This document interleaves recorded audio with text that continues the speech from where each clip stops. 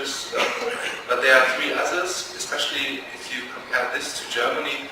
To speak about the law and order policy in Germany, I will only mention, I think there it's, the focus is more on prevention than on repression than in France, which is due to a federal system also with the regions, the important influence of the Länder, and a better qualification, since in France often for the first time the police is sent to the banlieue for the first year, so they are not as qualified within these disadvantaged quarters.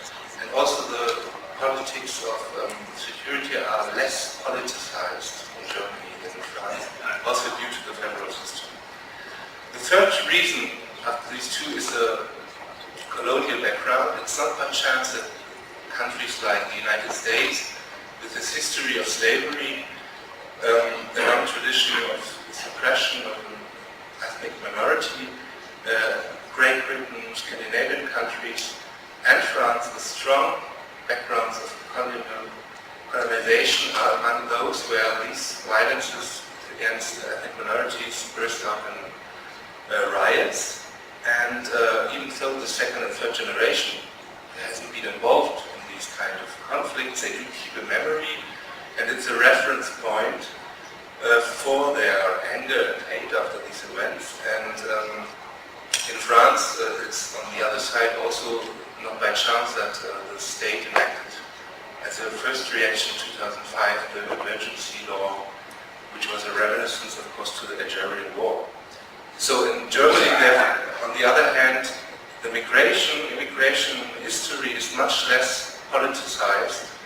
It's more forced by economic forces than in France. The fourth reason is the tradition of the Republican state in France, the jus soli, the citizenship law, which gives the French citizenship if you're born in France, and which, because the actors, as we know, the young minors and young adults who participate in these kind of rights normally have the French citizenship. And while the citizenship in Germany is, even after a long process of integration, is demanded, even though there have been changes in the last years. But if you're a French citizen on the one hand, but socially excluded on the other, the kind of perceived frustration is stronger. And also in the school system, studies show that the French school is giving better diplomas to ethnic minorities than in Germany, even if you control for different factors. And also there you can see, after the school, when you enter the labor market in France, normally the heaviest discrimination is taking place. Later than in Germany, where we have a very early separation between three branches after, if you are 10 or 12 years old, and therefore earlier you are in a way segregated within a trajectory which does not promise integration in the long run. So therefore the perceived frustration, perceived relative deprivation in the terms of ranking is higher therefore in France. And the last cause I want to point out is are the intermediate actors, which are more developed, the intermediation between state and civil actors and inhabitants of these quarters. In Germany you can find large collaboration between schools, social workers, also police in Germany. But in France you really have to look for that.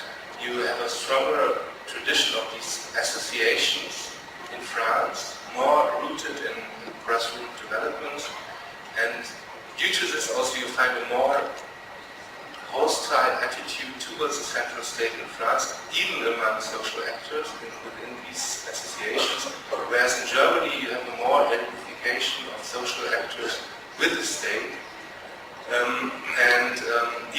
But on the other hand, of course, there are disadvantaged quarters in France, like in Marseille, where you have a huge network of associations. And these prevented 2005, for example, the mistake that they didn't participate very heavily in the rights. Okay, these are the main points. I want to conclude with the thesis that in Europe the disadvantaged quarter borders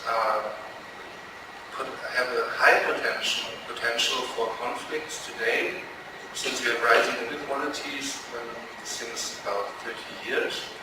And I think these conflicts in Germany are more expressed mutually among the inhabitants, and you cannot find a kind of opposer like the police in the French quarters which represent the society, which represent the state, and which typically are the encounters when violence bursts out.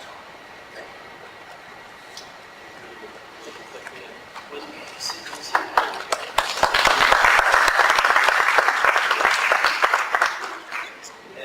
A simple question about your different factors that you mentioned. Which could be the main factors for you, comparatively France and Germany? Which could be the main factor which push to the violence, for example? Is more a question of integration, social factors, or economic factors? Well, in social and economic factors are in a way mutually triggered, since you have to look, of course, on the social status of the people. And unemployment is one, or precarious labor trajectories are economic and social. Socially, in terms of the living standards, the perspective of the youth. Therefore, these socioeconomic factors are, on the one hand, the most important, together with institutional pressure, reflected not only in politics of security, even though typically the persons which represent the urban security, the police, represent also other institutional pressures. But you have to think of immigration policy, you have to think about social policy, and also they are reflected, of course, in the conscience of the youth and the young adults. They know that their perspectives deteriorated over the last 10 or 15 years, if you make interviews with them. Of course, I think these are the most important context factors. But as I mentioned also, for example, the colonial background is like a reference point for a mobilization strategy, for example. In countries with a long tradition of conflicts between ethnic minorities and an oppressor, a statewide oppression, they give a kind of mobilization reference point for these kind of conflicts, which we do not have in Germany. The Turks do not have a very intricate relationship to Germany, if you compare that with the Mediterranean states in relation to France. It was more an economic reason of immigration, even though the economic reason was also there for France, but at the same time, the German people have been French citizens and so on, to explain for them. Therefore, the main are in fact socio-economic and institutional factors, but then you have colonial background or the slavery history in the United States. You have it's not only the amount of social, the depth of social exclusion. If you look at the Republican state, he's giving more equality than in Germany to the ethnic minorities in terms of citizenship, in terms of school diplomas. They are better than in Germany among these ethnic minorities. Therefore, you cannot say it's the death of social exclusion or marginalization, which is the cause, but it's also the perceived frustration. On the one hand, citizen, on the one hand, school diplomas, but on the other hand, a situation which is quite a bit sharper in France than in Germany, especially also due to the urban structure. Merci.